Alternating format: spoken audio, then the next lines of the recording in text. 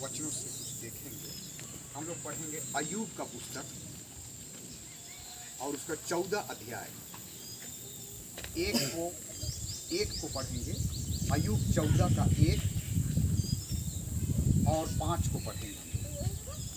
अय्यूब का पुस्तक उसका 14 अध्याय उसका 1 को हम लोग पढ़ेंगे और 5 को पढ़ेंगे।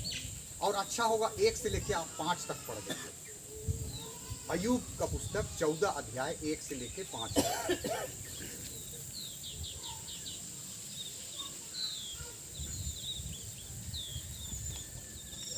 मनुष्य जो स्त्री से उत्पन्न होता है वह थोड़े दिनों का और दुखों से भरा रहता है। वह फूल के समान खिलता फिर तोड़ा जाता है। वह छाया की रीति पर ढल जाता और कहीं ठहरता नहीं। फिर क्या तू ऐसे पर दृष्टि लगाता है? क्या तू मुझे अपने साथ कचहरी में घसीटता है? अशुद्ध वस्तु से शुद्ध वस्तु को कौन निकाल सकता है? कोई नहीं। मनुष्य के दिन नियुक्त किए गए हैं और उसके महीनों की गिनती तेरे पास लिखी है, और तूने उसके लिए ऐसी सीमा बांधी है जिसे वह पार नहीं कर सकता। आमीन। आइए हम लोग परमेश्वर को धन्यवाद दें। स्वर्ग और पृथ्वी के परमेश्वर प्रभु यीशु मसीह, आपका वचन सिखाता है प्रभु कि विश्वासियों के लिए हर एक बातें मिल करके भलाई को उत्पन्न करती है। और इसलिए प्रभु हम आपको धन्यवाद देते हैं। आपने भाई को अपने पास बुला लिया है प्रभु, और इस बुलाए जाने से प्रभु घराने को दुख होता है, तकलीफ होता है, लेकिन प्रभु जी आपका हम धन्यवाद देते हैं। आपने हमें धन्य आशा दिया है और हमें ये विश्वास दिया है प्रभु कि एक दिन ये भाई फिर से जिलाया जाएगा और अनंत काल के राज्य में प्रभु आपकी इच्छा और आपकी आज्ञा के अनुसार वहाँ पाया जाएगा। प्रभु हम आपको धन्यवाद देते हैं सब बातों के लिए और प्रार्थना करते हैं, जबकि प्रभु आपने भाई को अपने पास बुला लिया है और बचा हुआ कार्य प्रभु आपने हम सबों के लिए छोड़ के दिया है प्रभु। और इसलिए जो कार्य प्रभु आपने हमारे लिए रखा है, आपसे विनती करते हैं, प्रार्थना करते हैं, हमें अपने पवित्र आत्मा से सामर्थ्य दीजिए, ताकि प्रभु जो बचा हुआ कार्य है वो बड़ी ईमानदारी के साथ, बड़ी आनंद होकर के प्रभु हम करने पाएँ और आपकी महिमा होने पाए। धन्यवाद देते हैं आपके इस पवित्र वचन के लिए प्रभु, जिस वचन के द्वारा आप हमें शांति और आराम देते हैं प्यारे प्रभु जी। इसी जैसा आपका वचन कहता है, इसी से उन्हें विश्राम मिलेगा। और इसलिए प्रभु हम आपको धन्यवाद देते हैं। सहायता कीजिए प्रभु, ताकि हम उन सारे कामों को करने पाएँ जो इस समय के लिए आपने हमारे लिए रखा है। धन्यवाद देते हैं पिता, प्रार्थना मांगते हैं प्रभु यीशु मसीह के नाम से, सुनिए और दयापूर्वक स्वर्ग के राज्य में ग्रहण कीजिए। आमीन। मेरे प्रियो, अय्यूब 14 का 5 को एक बार हम लोग पढ़ देंगे। मनुष्य के दिन नियुक्त किए गए हैं। मनुष्य के दिन नियुक्त किए गए हैं। और आगे, और उसके महीनों की गिनती और उसके महीनों की गिनती तेरे पास लिखी है, तेरे पास लिखी हुई है। और तूने उसके लिए और तूने मनुष्य के लिए ऐसी सीमा बांधी है ऐसी सीमा बांधी है जिससे वह पार नहीं कर सकता। जिससे मनुष्य लांघ नहीं सकता है, पार नहीं कर सकता है। और पवित्र शास्त्र बाइबल बतलाता है मेरे प्रियो, हम लोग जो आज इस गांव में कितना लोग रहते होंगे, इस भाई का कितना इष्ट कुटुंब होंगे दुनिया में, लेकिन आज हम लोग यहाँ पर बहुत थोड़े लोग आए हुए हैं। जरूर हमारा आज का वातावरण ऐसा नहीं है कि यहाँ पर बहुत ज़्यादा लोग हम लोग जमा होंगे, लेकिन एक बात यहाँ जमा होने के विषय में परमेश्वर का वचन एक बात बतलाता है, और जिसको मैं आपको आपके सामने में बोलना चाहूँगा। सभोपदेशक का पुस्तक उसका 7 अध्याय, हम लोग जो यहाँ पर जमा हुए हैं इसके विषय में परमेश्वर क्या बोलता है, और जो लोग नहीं जमा हुए हैं उसके लिए भी क्या बोलता है। सभोपदेशक पढ़ लीजिएगा, सभोपदेशक 7 का 1 से हम लोग पढ़ेंगे। अच्छा नाम अनमोल इत्र से, अच्छा नाम अनमोल इत्र से, और मृत्यु का दिन, और मृत्यु का दिन जन्म के दिन से उत्तम है। जन्म के दिन से उत्तम है। और आगे, भोज के घर जाने से, भोज के घर जाने से शोक ही के घर जाना शोक ही के घर जाना उत्तम है, क्योंकि सब मनुष्यों का अंत वही है। क्योंकि सब मनुष्य जो आज नहीं आए हैं यहाँ पर, इस परिवार के घराना का जो आ सकते हैं, जिसको निमंत्रण मिला है, वो आज नहीं आए हैं यहाँ पर। बाइबल परमेश्वर बोलता है वो घर में है ना, वहां पर अच्छा नहीं है। यहाँ वो लोग रहते तो उनके लिए उत्तम होता, क्योंकि एक दिन उनको यहाँ पर आना ही पड़ेगा। हालेलुया। यहाँ पर उनको आना पड़ेगा, इसी रास्ता से एक दिन गुजरना पड़ेगा। और इसलिए जन्म कोई घर में जन्मता है ना, तो वहां कोई पार्टी मनाने के लिए जाता है, वो उतना अच्छा नहीं है। लेकिन अगर एक घर में शोक हो रहा है और वहां पर जो लोग आया है ना, वो लोग बहुत धन्य लोग हैं, बहुत धन्य लोग हैं मेरे प्रियो। आप जो यहाँ जितना भी आज मेरी आवाज को आप सुन पा रहे हैं, आप बहुत धन्य लोग हैं यहाँ पर जो आप आए हैं। क्यों धन्य है, थोड़ी देर में आपको पता चल जाएगा कि आप बहुत धन्य लोग हैं। क्योंकि बाइबल ऐसा बतलाती है कि जन्म के घर में जाने से अच्छा है शोक का घर, मृत्यु का दिन उत्तम है, ऐसा बाइबल बतलाता है। और आज हम लोग देखेंगे कि बाइबल इस बात को बतलाती है। मैं इस भाई को बहुत अच्छा से नहीं जानता हूं, लेकिन मैं इतना जानता हूं कि ये भाई यीशु मसीह को अपना उद्धारकर्ता ग्रहण किया था। यीशु मसीह को अपना उद्धारकर्ता इसने ग्रहण किया था। और इसीलिए बाइबल बतलाती है, हम लोग पढ़ेंगे इब्रानी का पुस्तक 9 अध्याय और उसका 27 पद। इब्रानी का पुस्तक 9 अध्याय और उसका 27 पद।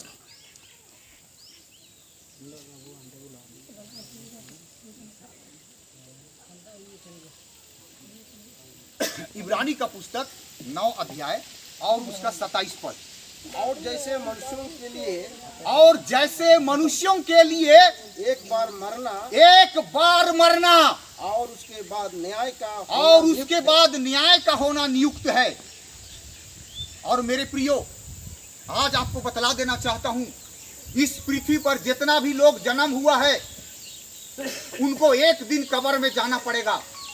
दूसरे शब्दों में उसको सोना पड़ेगा। परमेश्वर बोलता है कि ये भाई, हम लोग बोलते हैं कि ये भाई आज मर गया, हम मनुष्य लोग बोलते हैं कि ये भाई मर गया, लेकिन परमेश्वर बोलता है ये मरा नहीं है, सो रहा है, ये मसीह में सो रहा है, बोलता है। और मेरे प्रियो, आपको बताना चाहते हैं, लाजर को आप लोग जानते होंगे। लाजर का बहन मरियम थी, लाजर का बहन मार्था थी, और लाजर बीमार था। लाजर बीमार था और बीमारी से चंगा करने के लिए यीशु मसीह को उन्होंने न्योता दिया। और यीशु मसीह आने के जगह में वो और दूसरा जगह चला गया, और उसी दिन लाजर का मृत्यु हो गया। हम लोगों के हिसाब से लाजर मर गया, और जैसे अभी जमा हुए हैं हम लोग, ऐसे ही उसके इष्ट कुटुंब लोग जमा हुए थे। और जब 4 दिन हो गया, तब यीशु मसीह अपना 12 चेला को बोलता है, चलो बैतनियाह में चलते हैं, क्योंकि मेरा मित्र लाजर जो है वो सो रहा है। मेरे प्रियो, ऐसा यीशु मसीह ने कहा कि मेरा प्रिय मित्र लाजर जो है वो सो रहा है, चलो उसको जगाने चलते हैं। 12 चेला में एक चेला बोलता है, अगर वो सो रहा है तब तो उठिए जाएगा। तब यीशु मसीह समझ गया कि ये लोग सही में सोच रहा है कि सो रहा है। तुम्हारा भाषा में वो सो नहीं रहा है, तुम्हारा भाषा में लाजर मर चुका है, लेकिन परमेश्वर के भाषा में वो सो रहा है।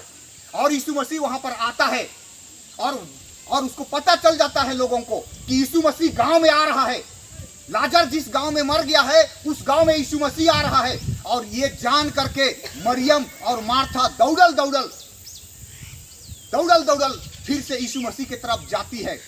और जब दौड़ के जा रही थी, तब जैसा गांव के लोग जमा थे वहां पर, वो लोग बोल रहे फिर रोने के लिए कब्र में जा रही है। कब्र में रखा हुआ 4 दिन हो गया है और रोने के लिए जा रही है। लेकिन वो रोने नहीं जा रही थी, वो यीशु से मिलने जा रही थी। और जैसे यीशु मसीह के पास जाती है और वो बोलती है, ये हे प्रभु, यदि तू यहां होता तो मेरा भाई लाजर नहीं मरता। यीशु मसीह बोलता है, लाजर जी जाएगा। लाजर जी जाएगा।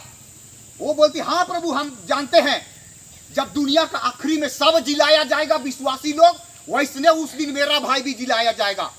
यीशु मसीह बोलता है पुनरुत्थान और जीवन मैं हूं। माने उस दिन जो जिलाने वाला परमेश्वर है उस शरीर का रूप लेकर के तुम्हारे साथ चल रहा है, फिर रहा है। और उसने कहा ए मार्था, ए मरियम, अगर तुम विश्वास करेगी तो परमेश्वर की महिमा को देखेगी। और कहाँ है लाजर? तो बोलता है चलो उधर ले चलो कब्र तरफ। और वहां कब्र में रखा। प्रभु उसको मरा हुआ 4 दिन हो गया है, बदबू आता है। और यीशु मसीह बोलता है हे लाजर बाहर निकल आओ। और वो जो मरा हुआ व्यक्ति था वो उठ करके कफन सहित उठ के खड़ा हो जाता है और सब लोग देखता है और उन्होंने विश्वास किया। हालेलुया। मेरे प्रियो, आज ये भाई का शरीर को हम लोग यहाँ पर तोप देंगे। इस भाई का 2 गो शरीर है, याद रखिएगा। बाइबल बताती है इस भाई का 2 गो शरीर है। एक शरीर है जो कि मिट्टी से बना है। आदम को परमेश्वर ने मिट्टी से बनाया था और सब आदमी मिट्टी का बना हुआ है। लेकिन यीशु मसीह ने कहा तुम नीचे के हो, तुम मट्टी के बने हो, मैं मट्टी का नहीं बना हुआ हूं।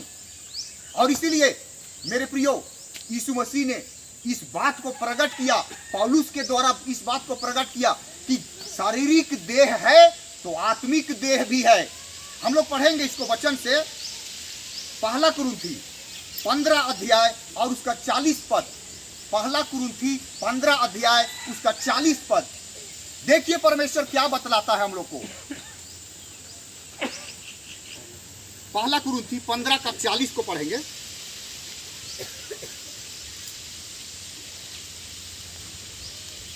स्वर्गीय देह है, स्वर्गीय देह है और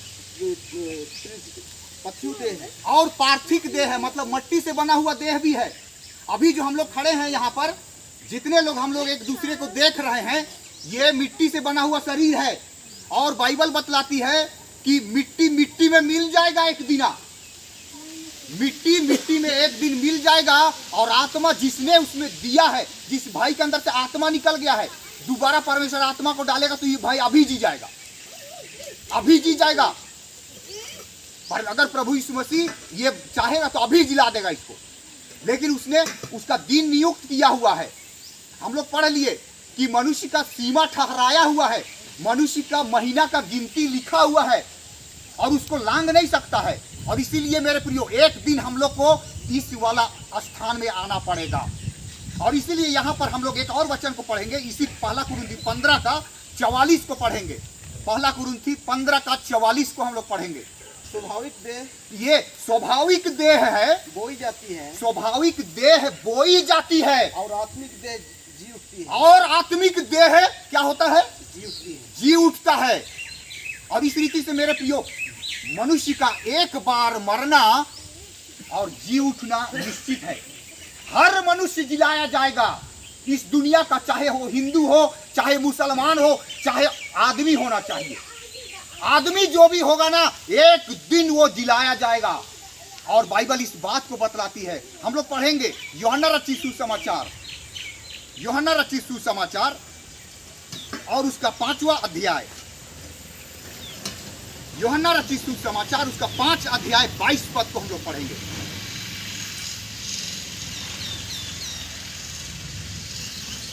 यूहन्ना 5 का 22।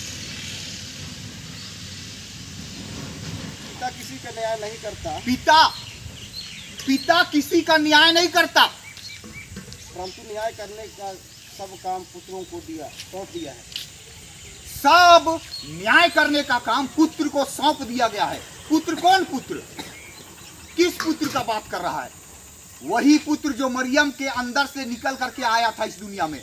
और वो यीशु मसीह क्या हुआ? कितने लोग विश्वास करते हैं यीशु मसीह इस दुनिया में आए थे? सभी कहीं करते हैं ना?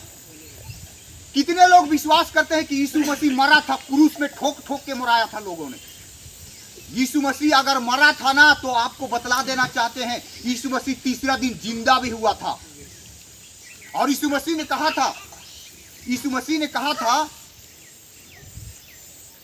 मेरे प्रियो आपको भी हम बोलना चाहते हैं, जब यीशु मसीह मारा गया, क्रूस पे टांगाया गया, कब्र में रखाया गया, कब्र में से जिलाया को, कब्र से किस यीशु मसीह को क्या जिलाया? पढ़ लेते हैं हम लोग बाइबल। यूहन्ना रचित सुसमाचार 2 अध्याय और उसका 19 पद। यीशु मसीह जब कब्र में था तो कौन वहां से उसको निकाला था? यीशु ने उनको उत्तर दिया, यीशु मसीह ने उनको उत्तर दिया, इस मंदिर को ढा दो। ये जो मंदिर है ना, क्या तुम नहीं जानते कि तुम्हारा देह परमेश्वर का मंदिर है? इस मंदिर को क्या कर दो? तुम ढा दो, ढा दो, क्रूस ठोक दो, तुम लोग हमको मुरा दो, तुम लोग कोड़े लगा के मार डालो तुम, और मैं इसे 3 दिन में खड़ा कर दूंगा। इस मंदिर को तुम ढा दो और मैं इसे 3 दिन में खड़ा कर दूंगा। लोगों ने समझा ही नहीं। बोल रहा है ये यरूशलेम का मंदिर का बात कर रहा है। यरूशलेम के मंदिर को बनाने में 46 साल लगा, तू 3 दिन में बना देगा? यीशु मसीह यरूशलेम का मंदिर का बात नहीं कर रहा था, अपने बारे में बात कर रहा था। बोला था इस मंदिर को मुरा दो, तुम लोग क्रूस में चढ़ा दो हमको, लेकिन 3 दिन के बाद मैं अपने आप को जिला दूंगा, क्योंकि मैं जीवित परमेश्वर हूं। जीवन का कर्ता प्रभु यीशु मसीह है।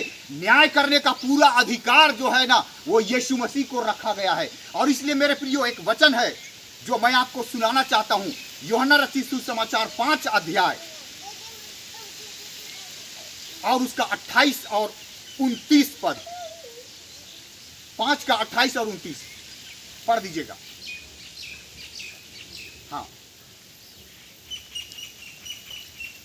इससे अचंभा मत करो। इससे अभी मैंने कहा तो ताज्जुब मत होना।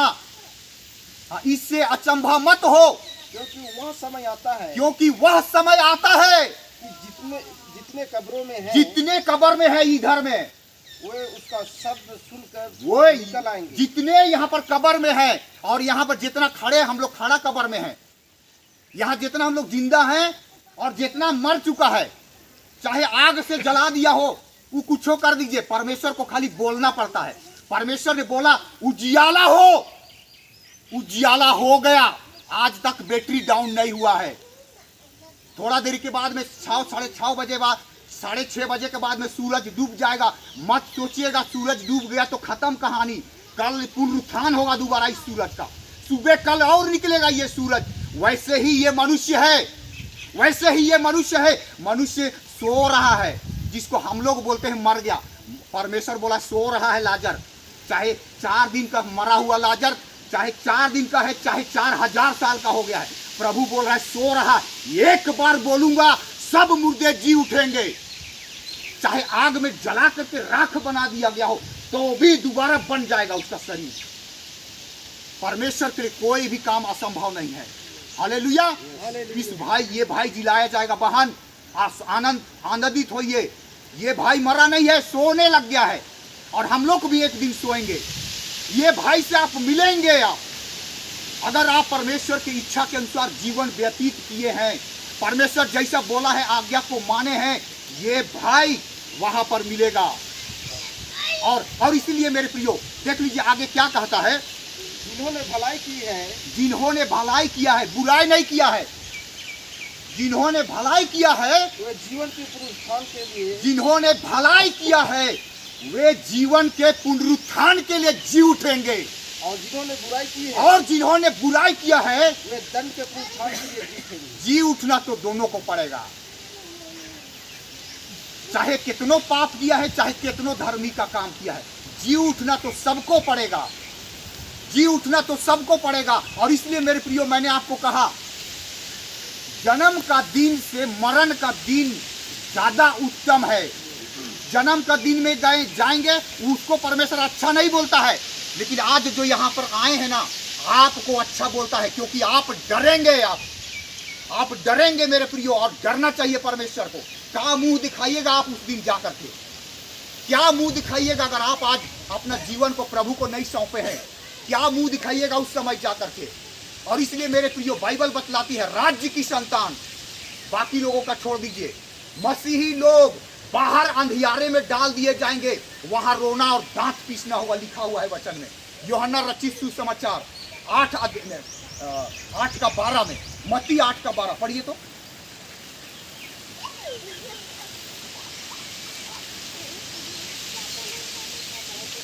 मत्ती रचित सुसमाचार 8 अध्याय उसका 12 पद। परंतु राज्य के संतान बाहर अंधियारे में डाल दिए किसको जाएंगे। राज्य की संतान बोलते हैं? किसके घर में बाइबल मिलता है? कौन लोग गिरजा जाते हैं? यही वो लोग हैं जिसको कि राज्य की संतान बोला गया है। राज्य की संतान, राज्य की संतान बाहर अंधियारे में डाल दिए जाएंगे। बाहर अंधियारे में डाल दिए जाएंगे। वहाँ रोना और दांत का पीसना होगा। वहां रोना और दांत का पीसना होगा। कब? जी उठने के बाद। जी उठने के बाद का घटना बोल रहा है। और इसलिए मेरे प्रियो, आप लोग जो आज आए हैं चेतावनी के तौर पे, जितनों का आवाज आएगा सब आप लोग उस दिन न्याय में खड़ा होइएगा। और जो लोग नहीं आए हैं तो सुनबे नहीं किया, वो तो जैसे जिंदगी जी रहा था वैसने जिएगा, जैसा चल रहा था वैसने चलेगा। लेकिन यहाँ जितना लोग मेरा बात सुन रहे हैं, अगर आप अपना हृदय को कठोर कीजिएगा, अगर पाप से मन नहीं फिराइएगा, अगर पश्चाताप नहीं कीजिएगा, तो वो लहू जो यीशु मसीह ने बहाया वो कुछ काम नहीं देगा। लेकिन जैसे मैं पश्चाताप किया हूँ, मैंने अपने पापों को पश्चाताप किया है, मैंने आंसू बहाया है, प्रभु मैं गुनहगार हूँ, मैं पापी हूँ, तो पापियों के लिए यीशु मसीह लहू बहाने के लिए आया है। और इसलिए यीशु मसीह ने कहा, मैं धर्मियों को नहीं पापियों को मन फिराने के लिए बुलाने आया हूँ। और इसलिए मेरे प्रियो, एक और वचन हम लोग पढ़ेंगे।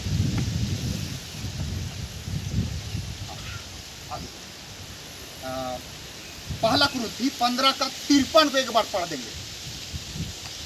पहला कुरिन्थी 15 का 53।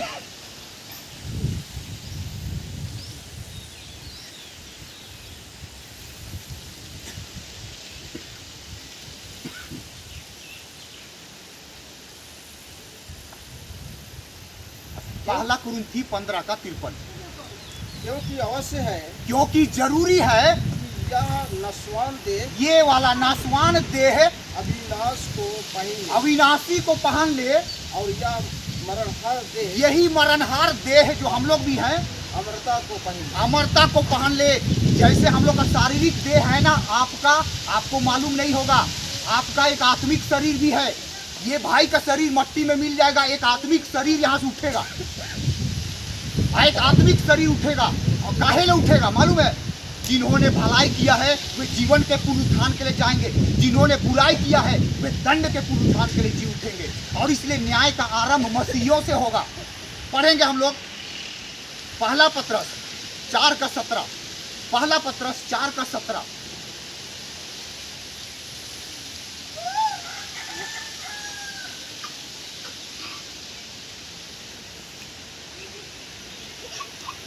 पहला पत्रस 4 का 17।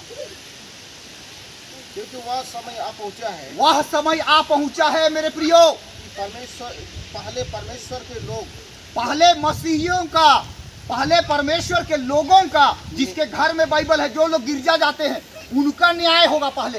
फिर से एक बार, क्योंकि वह समय आ पहुंचा है, वह समय आ पहुंचा है कि पहले परमेश्वर के लोगों का, पहले परमेश्वर के लोगों का न्याय किया जाए, न्याय किया जाएगा। और जबकि न्याय का आरंभ, और जबकि न्याय का आरंभ हम ही से होगा, हम ही लोगों से होगा, तो उनका क्या होगा, क्या अंत होगा, उनका क्या अंत होगा, जो परमेश्वर के सुसमाचार को नहीं, जो इस परमेश्वर के सुसमाचार को नहीं मानता है। अरे छोड़ना ये बाइबल क्या बाइबल फालतू बात की है। खाओ पियो मौज मस्ती करो, एक दिन तो मरना ही है। मेरे प्रियो, आपको बतलाना चाहता हूँ, मनुष्य, परमेश्वर ने जब उत्पत्ति 1:26 में आदमी को बनाया था ना, जब परमेश्वर ने आदम को बनाया था तो ऐसे नहीं बनाया है। परमेश्वर ने आदम को अपने स्वरूप के अनुसार अपनी समानता में बनाया है। मनुष्य सोता है, मरता कभी नहीं है, याद रखिएगा मेरे प्रियो। बहन रो रही थी, हम भी रोएंगे, दुख होता है हमको क्योंकि भाई चला गया। लेकिन याद रखिएगा मेरे प्रियो, इस दशा से सबको गुजरना पड़ेगा। और इसीलिए बाइबल एक और बात बतलाती है, हम लोग उसको भी पढ़ेंगे।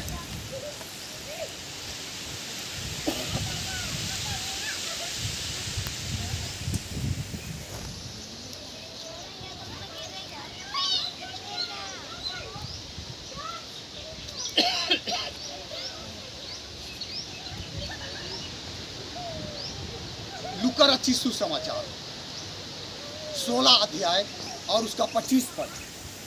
लूका रचित सुसमाचार 16 अध्याय और उसका 25 पद। परंतु अब्राहम ने कहा, हे पुत्र, स्मरण कर याद रख कि तू अपने जीवन में अच्छी वस्तु ले चुका है और वैसे ही लाजर बुरी वस्तुएं 2 गो लाजर का बाइबल में नाम है, और दोनों लाजर मैं आपको बताना चाहता हूँ स्वर्ग गया है। एक जिसको यीशु मसीह जिलाया वो भी स्वर्ग गया, और एक और लाजर था, और धनवान और लाजर, और वो लाजर जो है धनवान के पास छोड़ दिया जाता था, कुत्ता उसका घाव को चाटता था, मर गया, लेकिन उसको परमेश्वर स्वर्गदूत लोग उठा करके स्वर्ग के राज्य में अब्राहम की गोद में ले गया। वही बात बोल रहा है यहाँ पर। हाँ, लाजर बुरी वस्तुएं, हाँ, लाजर बुरी वस्तुएं, परंतु अब वह यहाँ शांति पा रहा है। परंतु अब लाजर स्वर्ग में शांति पा रहा है और तू तड़प रहा है। ये मरने के बाद का बात कह रहा है। कौन? जो वचन को नहीं मानेगा, वो जो वचन के अनुसार नहीं जिएगा, बाइबल के अनुसार नहीं जिएगा, वो उसके लिए मुझे अच्छा बात नहीं होगा। और इसलिए मेरे प्रियो, आज फिर से दोहराता हूँ, आज शोक समारोह में हम लोग आए हैं, और बाइबल इस बात को बोलता है, जो शोक समारोह में आते हैं ना, ये उत्तम है। जन्म का उत्सव में जाना अच्छा नहीं है, क्योंकि सबका यही दशा होगा, और इसीलिए हर आदमी खड़ा होगा परमेश्वर के सामने में, उसका न्याय होगा, और न्याय में क्या क्या जवाब देना होगा। और इसलिए मेरे प्रियो, परमेश्वर आज के संदेश के द्वारा आपको बड़ी आशीष दे। आप लोग जो अगर वचन को नहीं जानते हैं, तो मैं परमेश्वर का दास हमेशा तैयार हूँ आपको उस परमेश्वर के बारे में बतलाने के लिए, उस सच्चाई के बारे में बतलाने के लिए, सच्चाई के बारे में बतलाने के लिए। ये परमेश्वर का दास आपके लिए हमेशा हाजिर है। जब तक आप जब चाहेंगे तब हम आ सकते हैं। और इसीलिए अगर हमको आज खबर नहीं मिलता, हम नहीं आते, लेकिन हमको खबर मिला, हम आ गए। और इसलिए आगे का कार्यक्रम को हम लोग करेंगे। हम लोग लास्ट में एक और वचन पढ़ लेंगे, सबोपदेशक 12 अध्याय उसका 7 पद।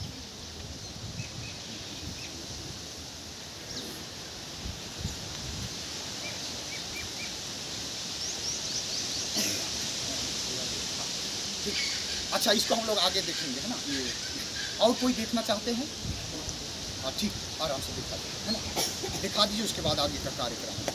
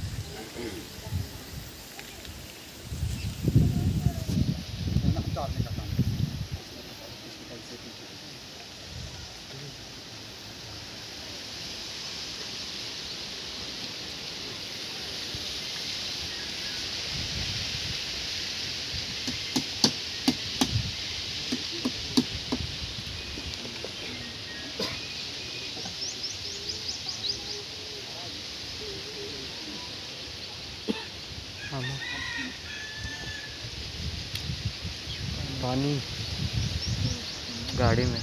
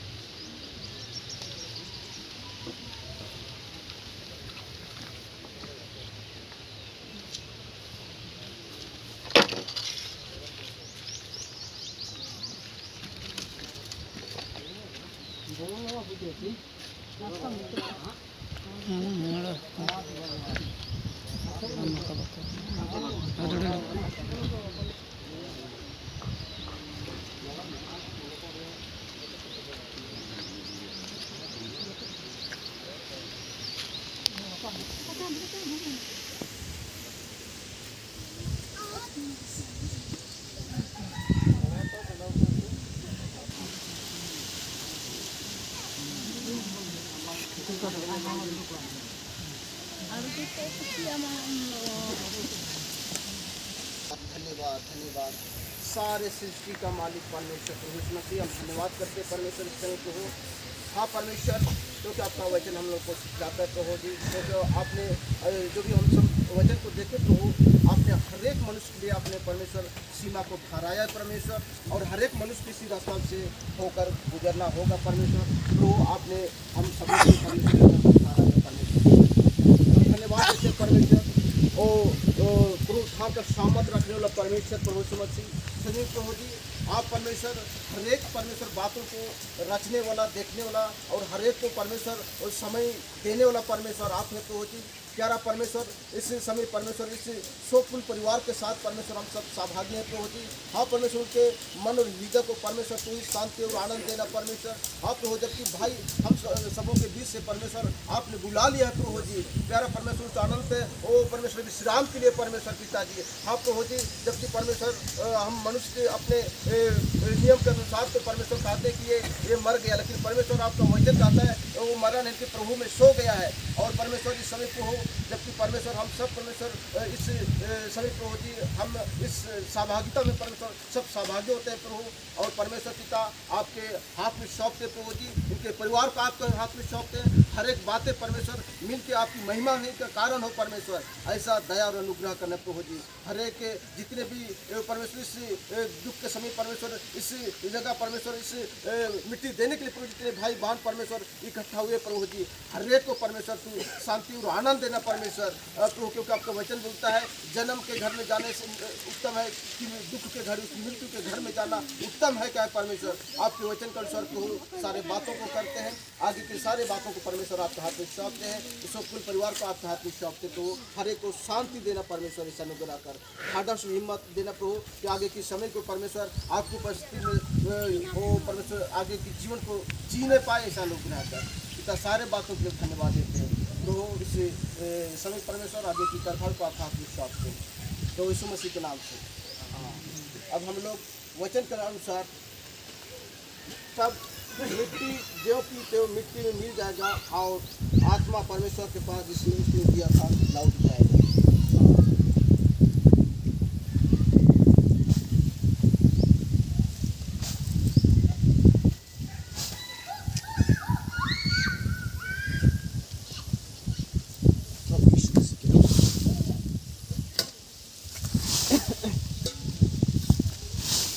परिवार वाले लोग दे दें।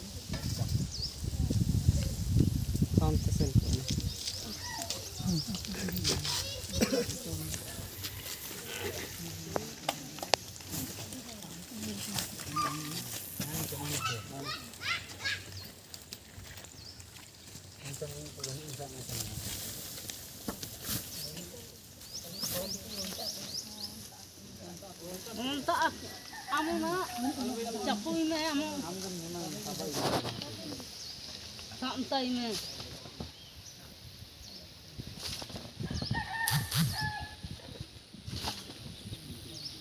Anda mana itu?